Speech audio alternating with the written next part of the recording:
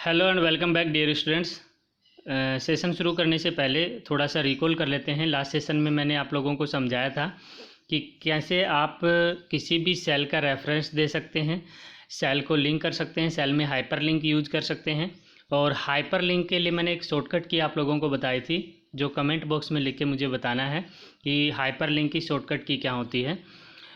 दूसरा, जो आपका सीट, जो करंट सीट आपका है जिसमें आप काम कर रहे हैं, और दूसरी सीट जिसमें आपका पहले से काम किया हुआ है, उस सीट के डेटा को आप कैसे अपनी एक्टिव सीट के अंदर यूज करते हैं, वो मैंने आपको बताया था। और उसके लिए बताया था कि आपको कैसे करना है।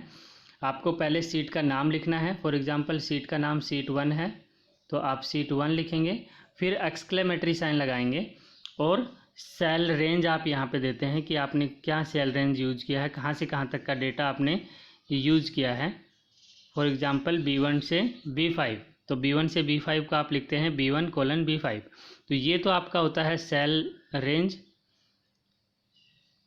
एंड, और ये आपका सीट का नाम होता है, okay, seat name.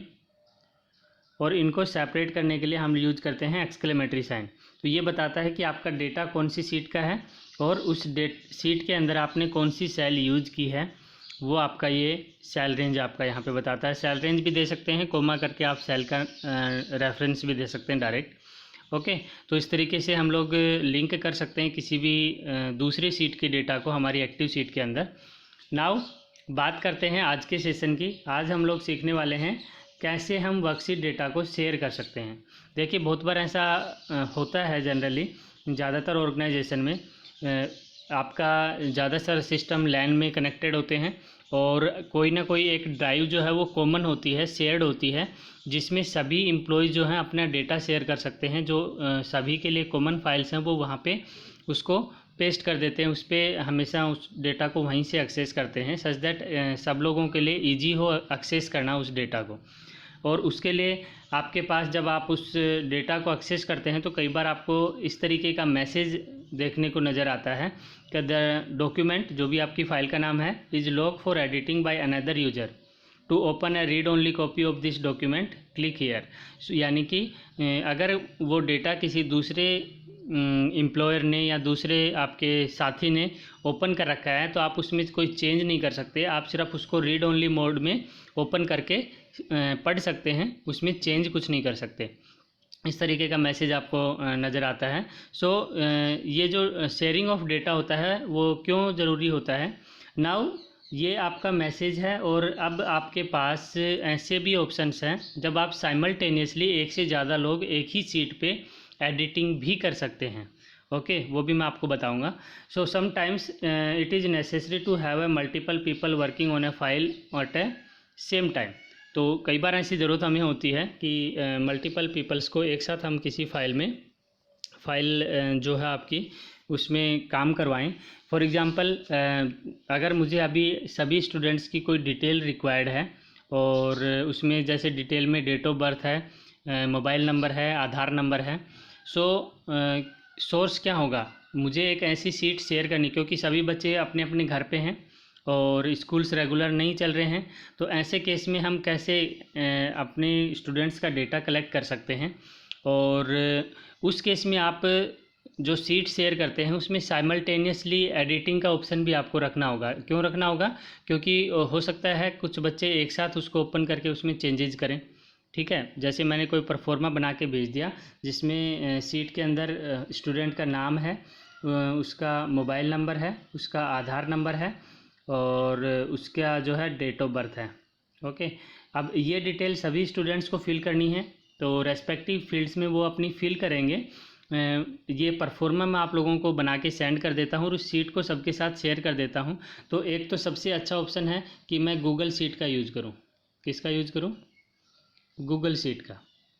Google seats में क्या होता है आपके पास, ये ऑप्शन होता है जब आप डेटा शेयर करते हो, मैं आपके रेस्पेक्टिव ईमेल्स पे एक फ़ाइल सेंड करता हूँ और आप सभी उस जो फाइल है होगी उसमें अपना ओपन करके उसको एक्सेस कर सकते हो। उसको उसमें जो है चेंजेज हैं वो अपने रेस्पेक्टिव चेंजेज आप लिख सकते हो कि आपका नाम क्या है, मोबाइल नंबर क्या है, आधार नंबर क्या है, डेट ऑफ बर्थ क्या है। सभी स्टूडेंट्स का अलग अलग होगा, तो वो अपना अपना डेटा वहाँ पे फिल करेंगे और जो कंपाइल्ड फाइल होगी, क्योंकि आप सिर्फ अपना रिकॉर्ड उसमें एंटर करेंगे, ऐसे सभी बच्चे जो अपनी अपनी मेल आईडी ओपन करके उसमें डेटा एंटर करेंगे और वो डेटा मैं यहाँ पे अपने मेल आईडी से उसको फेच कर लूँगा।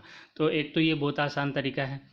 दूसरा, अगर आप किसी ऑर्गेनाइजेशन में काम कर रहे हो, आप किसी नेटवर्क में काम कर रहे हो, देन आप अपनी सीट क्या कर सकते हो, शेयर कर सकते हो अपने कलीग्स के साथ, अपने साथी एम्प्लॉयज़ के साथ अपना डेटा शेयर कर सकते हो।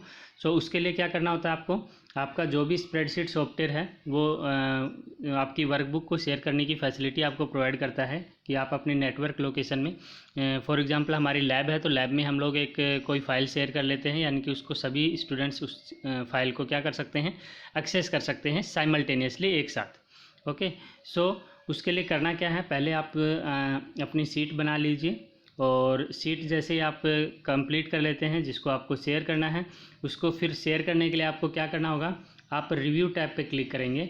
रिव्यू टैब में आपको एक ग्रुप मिलेगा चेंजेज, उस चेंजेज ग्रुप के अंदर आपको ऑप्शन मिलेगा शेयर वर्कबुक, उस शेयर वर्कबुक पे आपको क्लिक करना है। ध्यान रखना, रिव्यू टैब के अंदर चेंज ग्रुप में शेयर वर्कबुक का ऑप्शन होता है। उस शेयर वर्कबुक पे जैसे ही आप क्लिक करते हैं तो आपको कुछ ऐसा डायलॉग बॉक्स ओपन होगा शेयर वर्कबुक का।